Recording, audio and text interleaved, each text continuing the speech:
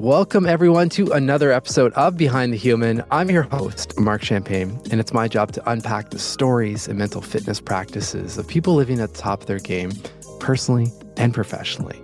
Today, we have just such a remarkable, brilliant, bright light of a human on the show, Stephanie, who is a happiness science expert and founder of the New Happy philosophy, holds a master's in positive psychology from the University of Pennsylvania. Previously, she led the development of science-backed well-being programs as the director of learning at Thrive Global. Her company, The New Happy, has transformed how people perceive and seek happiness, reaching millions globally through various mediums. And I count one of those people as the changed and how would I say this? Living the new happy. I mean, that's the best. I mean, you have the best title for a book ever. So welcome to the show, Stephanie. Who are you? Who are you as the human that's in front of us today? I love that you do that, by the way. Who am I? I would describe myself as somebody who is very sensitive, very passionate, very willful, probably. I was definitely one of those kids where if you told them they couldn't do something, it would be an invitation to do it. Stubborn is another way to put that. I would say I've always been a big dreamer, not knowing why things had to be a certain way, wanting them to change. I find the greatest comfort in my 5-pound toy poodle, whose name is Cleo, who has been the greatest comfort of my life. I love to run, and it's probably one of the few things that quiets my mind, I would say. Yeah. And I love people. I love humans. I think we're amazing. And I like to share that love with people. That would be probably a more honest description. Yeah, I love that. I mean, for those of you that, first of all, I highly encourage everyone to check out Stephanie's Instagram handles and all the work, because then I say this for many reasons, but the reason I'm bringing it up now is that the way you describe who you are, I see in the colors and the visuals that you use that have flooded my inbox in all the right ways since we first met, essentially. And as I shared before we hit record, I don't know how you feel about this. I'm not going to be selling these, just so you know, but I've been creating my own collage of your beautiful graphics and your design work around happiness, because they're just such beautiful reminders to give ourselves the opportunity to shift perspective instantly. And I just want to put that up in my office on the wall, everywhere, essentially, because I think, a lot of what I talk about on this show is that we have to have these things around us, because unfortunately, and I wish this wasn't the case, but everything else, it just throws our minds for loops into fear and stress and anxiety and all of that we need to double down on the new happy, as you call it, right? Oh, so thank you. Yeah. It's funny because in many ways, I came to the artwork because I was making it as a reminder for my own self, and wanting to give myself some of that knowledge and reassurance to help me. And so it means a lot to me that you feel that impulse to surround yourself with it as well, because if there's anything that we can find that gives us a little bit of joy, a little bit more perspective, a little bit of clarity, we need to, as you said, we need all of the support that we can get. So whatever I can do to help, I know that I find it helpful and useful personally too. So tell me a little bit about how all of this came to be and how your background merged together, and I'm definitely projecting and making assumptions here or generalizing, but when I think of academic and study and psychology and so forth, I don't typically link up creative designer, all of this kind of stuff together. But I feel like that's what you've done here. Thanks. How did all of that come to be?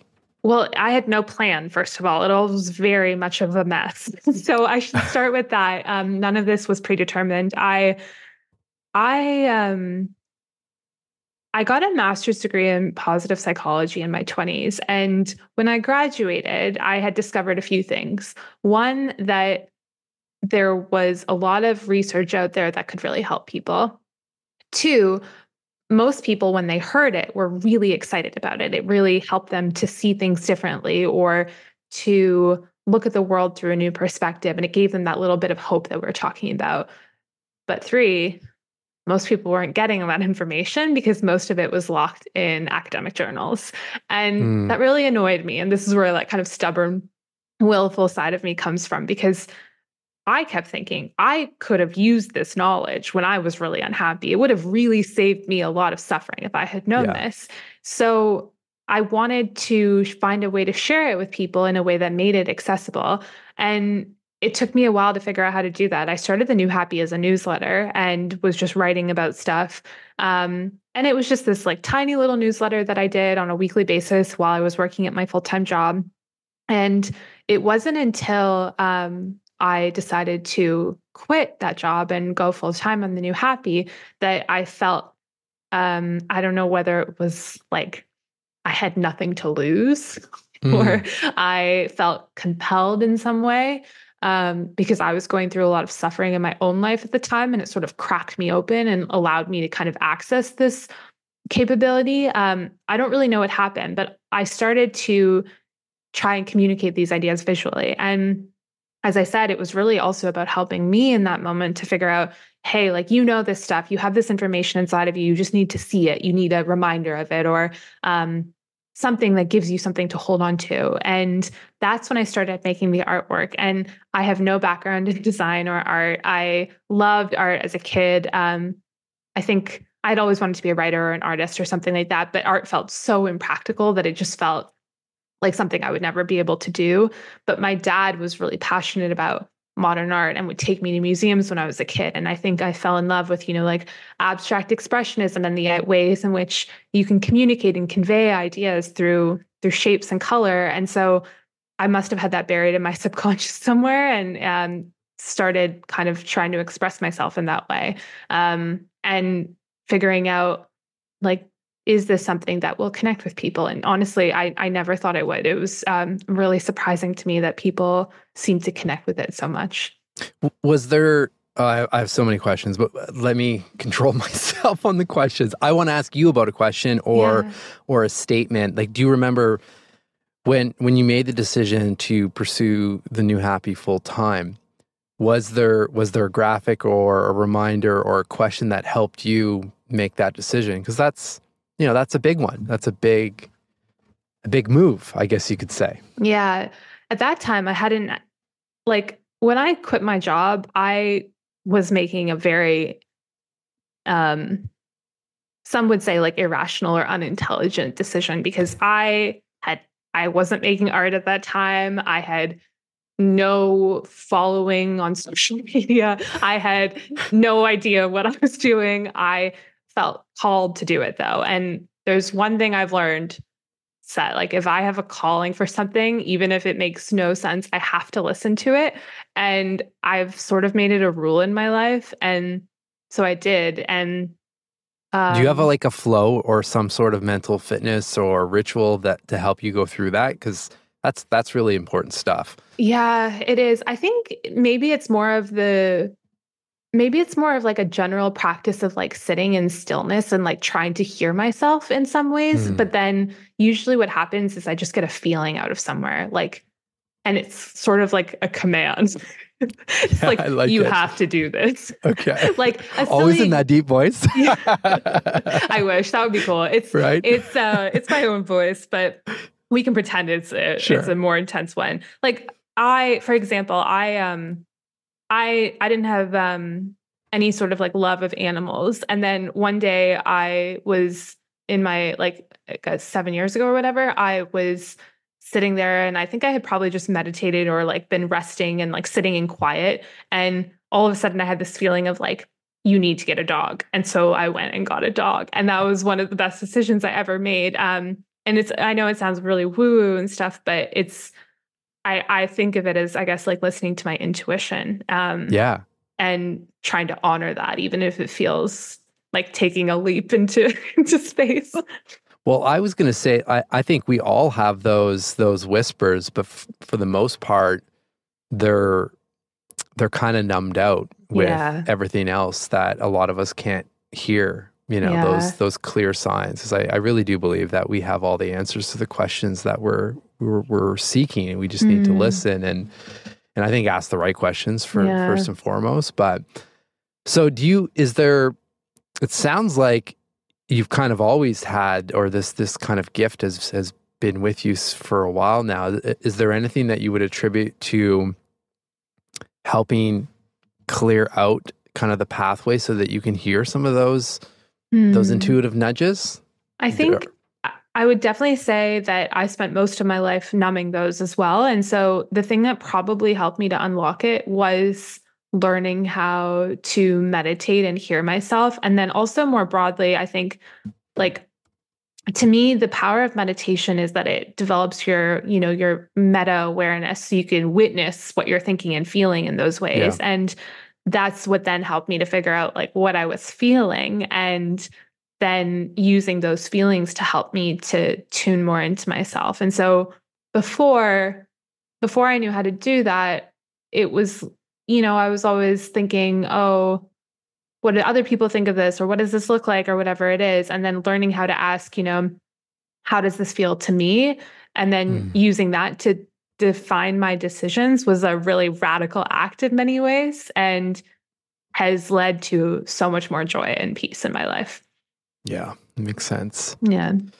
There's a quote I pulled out of your book that I'd love some context around, because I feel like it sets the stage of where this book came from, and definitely I'd love to jump into what is New Happy as a philosophy, and not just a brand, of course. But and the quote is this: "We can build the better world we dream of, even while ours is crumbling." And this is from your partner, Alex. Give us some context to that. So I at this time I was working full time and wondering what to do, how to build those dreams that so maybe like some people think foolishly have, of a better world. And my partner, Alex, came down with a very, very serious illness out of nowhere one day. And I had to become his full-time caregiver, his medical detective, his advocate, his patient advocate, all the while working full-time and trying to figure out how to manage my own life and my own needs. And it was really Alex who inspired me to do all of this work. He's the person that made it possible for me, because he encouraged me to tap into my creative gifts. He helped me to conceptualize the idea of the New Happy and to start to share it. And then he, even in the midst of the most devastating illness imaginable, he was there to cheer me on and support me at every step of the way. And it was his words, those words that you read, that told me that I could do it. I could. Maybe the best time to build a better world is when your own world is falling apart, because you let go of everything that doesn't matter.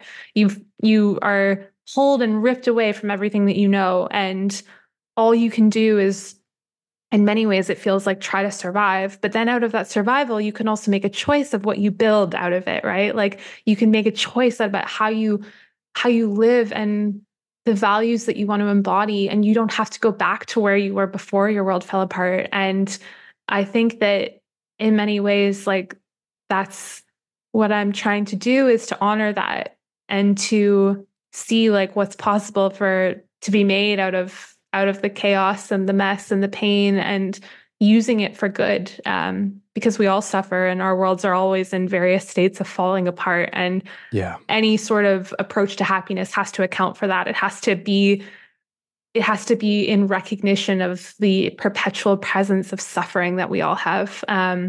So that would be my commentary on that line. Have you ever created a visual to go along with that quote?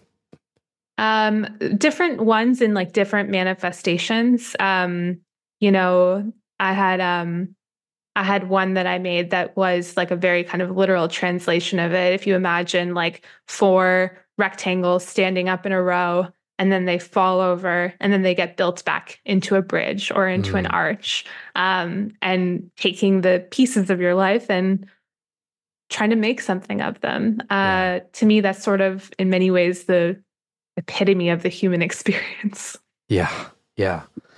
Well, but that's the thing, like and I feel this with mental fitness as well. It's not like I'm not, when it comes to mental fitness, it's not like I'm inventing breath work or questions or these modalities. They've been around since the beginning of time. We just need a refresh or reset on the use cases and perspective. And I feel like, you know, some of the things I've seen and the visuals, like I've read about that before, but you need that. Everyone's different and is touched in different ways, I think. And I feel like this kind of work finds you when you need it most, right? And that's what's so beautiful, that like if we could just live from the philosophy of new happy, I mean, think of how much greatness would be out there, like how much innovation and love and kindness it's all there. It's all there and all possible.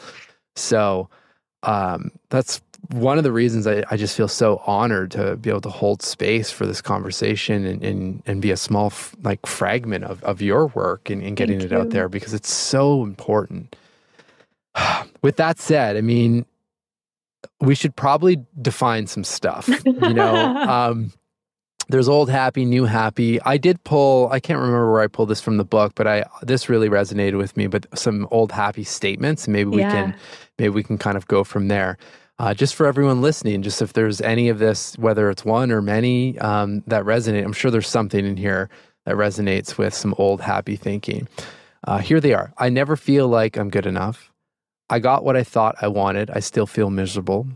I never let myself take breaks or rest. It feels like I'm pretending to be someone I'm not. I feel so lonely all the time. Am I the only one who is secretly miserable but pretending not to be? I feel like I feel that one in many of the people I work with. Am I doing what I'm supposed to do? I'm doing what I'm supposed to do. Why isn't it working? And that's the one personally that I feel like circulates in my own mind often. I mean, there are many others, but I think some of these for sure hit many people that are listening. So why don't we just take a stab at just setting the context of old happy and like kind of like how we got this wrong, or what happened that we flipped into this mindset. Yeah, and you know, those statements, I often say that the reason that I can write about old happy or teach about it is because I know it so well. So all of those statements are ones that have lived in my mind as well. So old happy is our society's definition or understanding of happiness that it disseminates and conditions us into and then enforces through institutions and systems. And these messages start at a very early age, and they tell us what we need to do in order to be happy. And the reason why this matters is because happiness drives everything that we do. It's like kind of the central goal of a human being's life. So every single thing you do is in one way or another trying to help you to move towards greater happiness. And so the issue, though, is like, what happens if your understanding of happiness is wrong? Then all of your decisions underneath that are going to be impacted by that. And so if old happy is an unquestioned presence in your life, which for most of us, for me, it was, then you do all of these things to be happy and it never works. And then what happens is that you blame yourself for it and it becomes something that's wrong with you, which God just then reinforces it all and makes it all even worse. Yeah. Just keeps looping. Yeah. Yeah. So then how did you even start with a new definition or new philosophy? Like I know you basically combed years and decades of research to come up with essentially a way to consume a lot of science, but in something you touched on earlier, in I think a more digestible format, incorporating words, of course, but then also obviously beautiful graphics and so forth. So it really started for me with analyzing, like almost like going through the research and putting it into buckets of this helps and this doesn't help. Like here we have all of these studies that say XYZ tends to help you be happy and ABC does not. So I started almost like separating it into those two different buckets. And then the more information that I had about each, the more I could start to figure out, okay, what are the connections between all of those things? And then even taking a step back further, where do they come from? Where do those ideas and beliefs originate? And I could start to make those connections. And this was probably the hardest part, to be honest, of teasing those out and then coming up with a framework that made it understandable and like relatable for people. And so, for example, I kept seeing things like, this is going to sound really obvious, but when you think about our daily lives, it becomes not so obvious, like self-hatred, beating yourself up, being cruel to yourself, putting too much pressure on yourself, treating yourself like you're not a human being. That goes in the bad for happiness bucket. And so I'm like, interesting. Okay. So why did I, as somebody who was given many advantages and privileges in her life and grew up with, role models and support systems and all of the things that should help a person to be happy, then why did I still believe that being a jerk to myself was going to help me in some way? And then it was sort of like going on a treasure hunt, trying to figure out like the source of all those beliefs and where they come from. And the more that I could trace those back, then the more I could start to figure out, okay, here's how we might fix them, and here's some solutions that we could propose. So that was sort of my approach. And I think it's kind of funny also, like in many ways, figuring out new happy had to start with figuring out old happy so that I could figure out, like what's wrong and then how to fix it, like define the problem almost like as if you're a real scientist, like figuring it and then come up with your hypotheses and test them. Yeah. So how would you like people to consume the book in that sense? Like how do we get started to adopting a new happy, I guess, for us individually? And then of course we can look at companies and teams as well, but it starts with the individual. Yeah. I think that probably one of the most challenging parts of the book was figuring out the structure and how to take people on the journey in a way that made sense for them. And so that was all very deliberately and intentionally done to help almost go through this process of, okay, let's start with introducing old happy and new happy, talk a little bit about where they come from, and then we'll go into this unwinding old happy stuff. So you have to unbrainwash yourself first. So like that's the you need the first context. Part. Yeah, totally. You have to understand like, where did this come from? And my first draft of the book was in many ways like very old happy focused because I was so insistent that you have to like clear this stuff away. And then Alex, my partner, was like, hey, you need to cut this down. Like this book is called New Happy. Like you need to trim this back and make it really like succinct and clear for people. And so then once you've done that, then you can start to understand, okay, well, now with like kind of a blank slate of beliefs, let's talk about happiness and what it really is, and then give you a pathway to finding it. And so my suggestion would be to consume the book from start to end. Don't jump around because it builds on itself. And there's, key concepts that will be referenced that you will want to come back to. And in many ways, the book was designed to be a journey of the transformation of the self that's been documented in scientific research of the shift of becoming less over-focused on the self and slowly more and more expanding your sense of connectedness to other people and to communities and then to the broader world. And so the hope is that it can help people to engender that transformation as well as they read it. Yeah.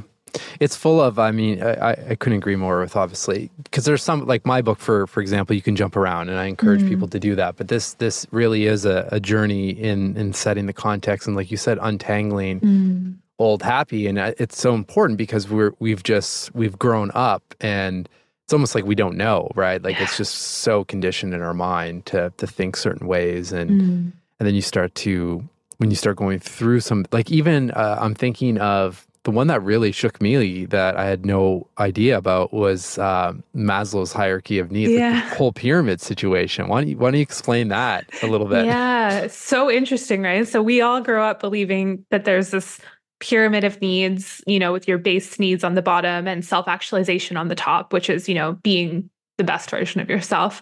But a really interesting paper found that Maslow actually never made that pyramid. It was created by management consultants. And at the same time, they also forgot one of the needs because Maslow himself didn't realize it until a little bit later. And that's the need to transcend yourself. And so that can be done through having a purpose, through helping, through giving to others, through experiencing, spirituality and moments of awe or transcendence. And so what I find fascinating is some of the things that reinforce old happy don't know that they're reinforcing it, right? Like Maslow's pyramid is one of those things where you're like, oh, this is an unmitigated good thing for people to understand their needs.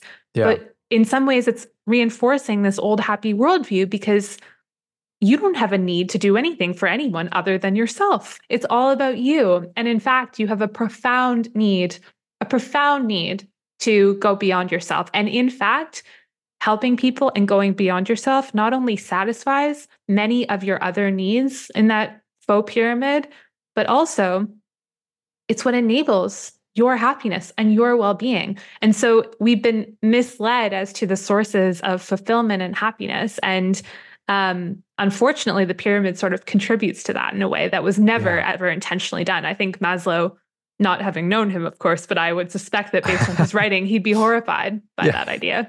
Well, that's the thing. And we don't everyone just assumes like, oh, well, obviously he drew that pyramid out. And then there are just like so many other examples too of this kind of pyramid style thinking of that just doesn't make sense, that it's not so like binary like this, and especially anything related to, I think, humans. There are multiple touch points and so forth that are factors that contribute to others and so forth. It's not just like this base and then a rise up kind of situation. Yeah. So are there any, like, what would be some new happy, like just quick hits of mental fitness or perspective shifts that are just good fail-safe little hacks is a bad word, like just little tips, tricks, or practices that anyone can use in different situations to reset their mind? One of my favorites is something I call Who Helped Me. So paying attention to all of the moments of help that you receive in your day. And that's because we take it for granted and we don't notice all of the ways in which people contribute to our lives. And the more that we think that people are not contributing, the more inclined we are to shut ourselves down from giving and therefore from happiness. So going through your day and just consistently asking yourself, who helped me? Like, I could sit here and think about all the things that I need to do today or the things that didn't go the way I wanted to or whatever it is. Or I could sit here and go, man, Mark helped me today. Gosh, I'm so lucky. Like, and instantly I feel filled with a sense of gratitude and joy and thankfulness that is only accessible when you notice the contributions that other people are giving you. And I had an early reader of the book say that for her, this felt like an upgrade on gratitude practices. Like it was a new spin on it. And I really like that. So that's one thing that I highly recommend if you just want to have a reliable perspective shift that you can lean on. Are there any others that let's put this in kind of in a ritual routine that would be useful to start the day and potentially end the day? Of course, that gratitude flow works in any setting, but anything else that we can just help, just like some little micro practices that people can stack into, like maybe while their first cup of coffee is brewing or tea or something like that. Yeah. In the morning, I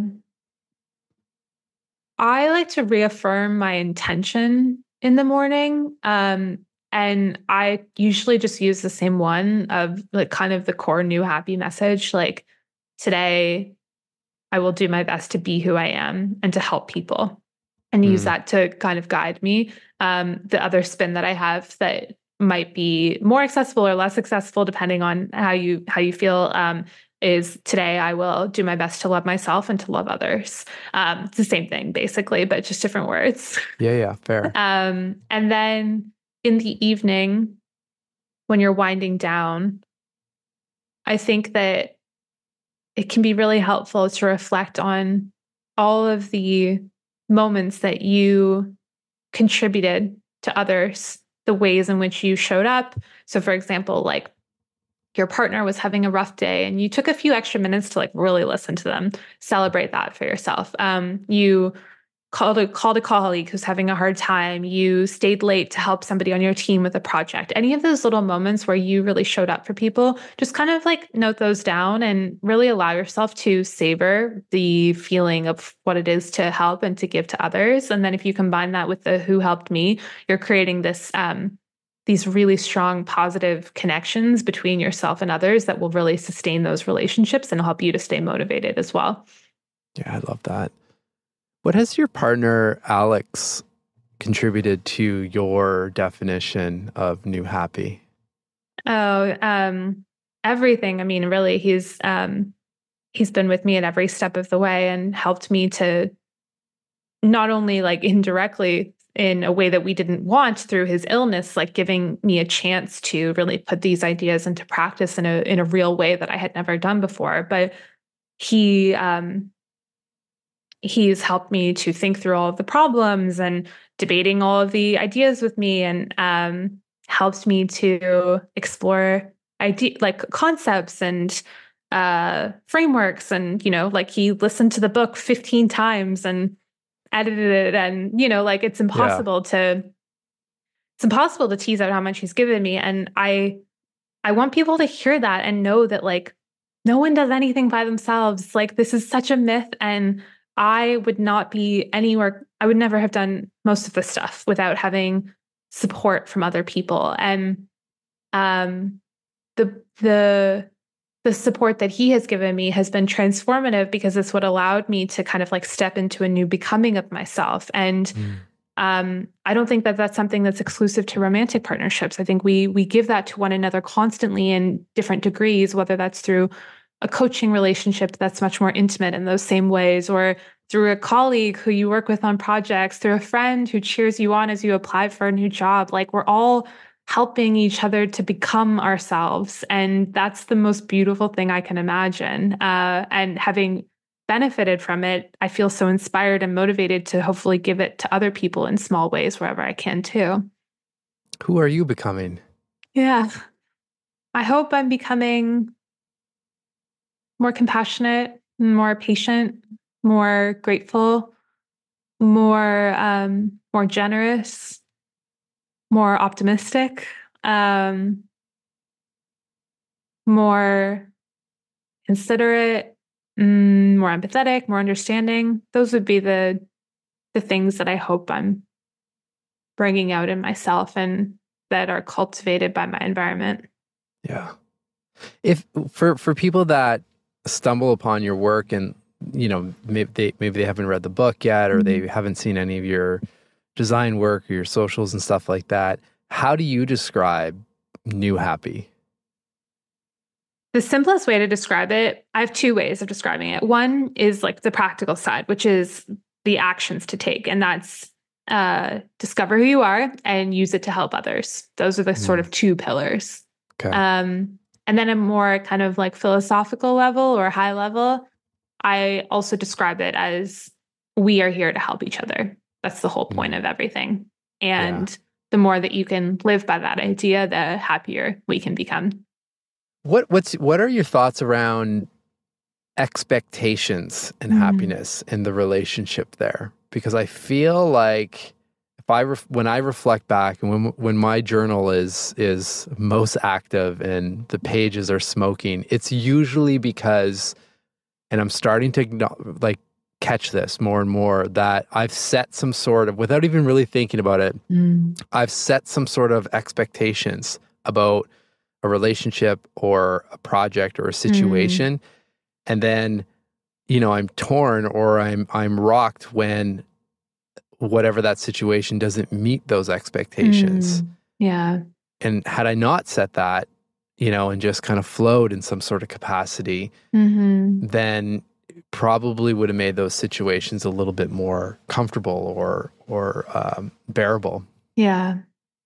I have sort of a different take on expectations than I think most people do. I hear you completely, and I certainly have had those moments in my life as well. And I also don't want people to give up on expectations because I have high expectations. I want the world to be a better place, and don't I don't know if I'll see that in my lifetime. But if I gave up on that expectation, then perhaps I'd become passive or laissez-faire or cynical. And I have high expectations for what I think people should demand in their lives or deserve. Like people should have expectations about being treated with respect and care and all of that kind of stuff. I think that, to my mind, like trying to fight the human desire for expectation can be really tough. And for many people, it seems to me that maybe it's a better strategy, if this is something that people struggle with, to learn to like accept the difficult emotions that come when you don't get what you want. Like, just like that, yeah. Like if instead of like trying to be like, don't expect anything, Stephanie, like you can't hope that XYZ thing happens. Like if my tolerance and acceptance of pain is high enough, then I can meet my expectations with compassion, and then I can get back on the horse and keep going towards them, Yeah. I'm just writing that down. Well, obviously I'm sharing some of the stuff that I've been going through, and you're right. Like when I hear you say that, I hear myself saying, well, the easier path would be to not have huge expectations. Yeah. Not to say that like not to have drive and ambition and stuff like that, but just not to put so much pressure on a certain outcome. Yeah. But that's just it's not really realistic. And sorry, go ahead. Yeah. I didn't mean to cut you off. I was just going to say, like, I think one of the kind of core tenets that you're kind of hitting on here of this philosophy is like happiness doesn't exist in the future. Like, I know that like my book's coming out on Tuesday, and I'm not going to be any happier next Tuesday than I am right now. Like, I'm 100% clear on that. And I think that the more that I've embraced that and recognized that like any happiness that I have is something that I'm experiencing now in this moment. And it's almost like there's a part, I think, which you're talking about, which is like, how do you break that idea of XYZ thing will make me happy, and that's why my expectation is tethered to it, Like that's the part that's I think really important and needed, but also then holding on to expectations of like, I can deserve good things. I want to make a difference in the world, XYZ. It's almost like a nuanced breakdown, right? Yeah. Because I don't want us to hold ourselves back, and that's not what I'm saying. Yeah. But also at the same time, like not getting hung up and like hijacking happiness. But to your point, and this is something that I continue to like. You study any of the any culture, any religion, it all comes back down to present moment. Yeah. The ones that are enlightened or whatever language you want to use, it usually comes down to they're just ultra dialed in to the present moment and not living in the past, not living in the future, and just, grateful and here now, which, when we find ourselves in that state, I think we can all appreciate it does typically feel quite good. Yeah. So for you, and just thinking of your philosophy around the new happy, what are some things that practically help you stay in the present moment? And let's be real practical with your book. Like, this is going to release on Sunday, and like you said, your book launches or publishes on Tuesday. So, are there some practices or reminders that you're using to keep yourself in the current moment? Yeah, I mean, I think like this is all really connects back to one of the core old happy lies, which is this idea that like you can achieve happiness, like it's somewhere out there and you can get it. And that was one that I really, really believed. And I think that one of the most important things for me has been um, refusing to tether my happiness on goals and achieving them. So as I Mm, said, like I'm not going to be any happier when my book comes out. I'm sure hopefully I'll have some moments of joy and excitement that are new. But it's not going to have any lasting impact on my life in any way. And I think that the first thing is starting to kind of prove that to yourself and thinking about all of the times in your life that you've, tethered your expectations on this will make me happy and then you were disappointed. Like thinking about all of those moments and just giving yourself the proof that like you can never achieve your way to happiness. That's not what goals are for. Like goals are to help you to become more of yourself and expand what you can contribute and help you to stretch and to grow and make a difference in the world. And it's the actions of achieving those goals that have the potential to make you happy. yeah. Um, and so for me, if I get caught being pulled back into that kind of like old happy perspective, I try to name it and say, that's old happy in your head, not you. It's not the truth. Just like kind of pull yourself back. And it's hard.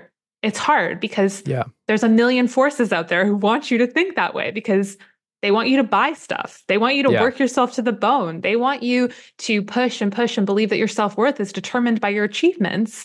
So it takes a lot of practice to kind of pull back on it. But so I do that. And then I try to refocus on what's the action I can take right now? What's the one thing that I can do right now that will allow me to be myself or to give of myself? What's one step I can take? And then usually that helps me to reground myself in the moment and like kind of go back to focusing on what's in my control and where I can experience joy, which is right here. Hmm. Yeah, we just need to give ourselves we need to catch ourselves and give ourselves the pause Yeah. and like that micro moment to reset, which is, I mean, I continue to, I know you, this is why you're on the show as well, but I mean, like, I can't promote this book enough and your work enough because I've been living it. Like, I've had this galley copy on my desk right under my monitor with nothing else around it, just as a reminder, just seeing the words new happy. And I can't tell you how many times where I've kind of caught myself and like pushed my chair back and okay, that's my language is like that's old programming. I can see coming up and just giving myself, the moment to reset. And this is where the whole like poster project came because I literally look at the wall where I want to put this poster, and I can see your visuals and your graphics there. So it's already like speaking about present moment joy and getting value, like it's kind of already happening and it's not even on the wall yet, but I want it so in my face. Oh, thank you. That means so much to me. Well, it's just so, I really do. I feel as humans, we deserve to wake up feeling good and happy more days than not. Yeah. And I'm not being unrealistic that sure stuff will happen. It's not always, rainbows and butterflies, but I really do think we deserve more of those days. And it's possible. Yeah, me too. Me too. Yeah. My last question for you, how do you want people to feel when they finish touching any of your work, whether it's the book or your podcast or your design work and so forth? I want them to feel hopeful. And I want them to feel seen. They're probably related, but if those would be kind of the two biggest goals, I would say. Hopeful that they are not stuck where they are, that there are things that they can do or people they can call on that will help them, that it's no longer just this murky box of like misery that you don't know where it comes from. And, like you can do something about it. I think hope is the most powerful emotion. And it's one of my favorites because it is so incredible. It has so much potential to change us in the world. And then the second being seen, I want people to know that they're not alone, because as I said earlier, we talked about old happy. It's very isolating. It separates us from one another, and we end up feeling like I'm the only one who's broken. I'm the only one who's flawed. I'm the problem here. And I have had the privilege of, over the last 4 years, probably exchanged like hundreds of thousands of messages with people and read so many comments and, responses to questions I've asked. And what has blown me away again and again is like, we are all the same. We are all struggling with the same thing. We are all going through these pains, and we all feel like we're the only one doing it. And if we could just open up a little bit and share that truth with one another and know that we're not alone, I think it would do so much to heal us. Hear, hear. Well said. Stephanie, it's been such an honor to have you on the show and have this conversation. Too. And I'm so excited that our paths have crossed, and I feel like it's just really the beginning. There'll be other opportunities down the road, but even if there isn't, I mean, just this moment now and sharing this moment in her time in history with you, releasing this first book, it's such an honor. So thank you for being such a bright light, and keep going. Thank you. It's such an honor to be with you. Thank you so much for having me. What a joy. I'm so grateful for you.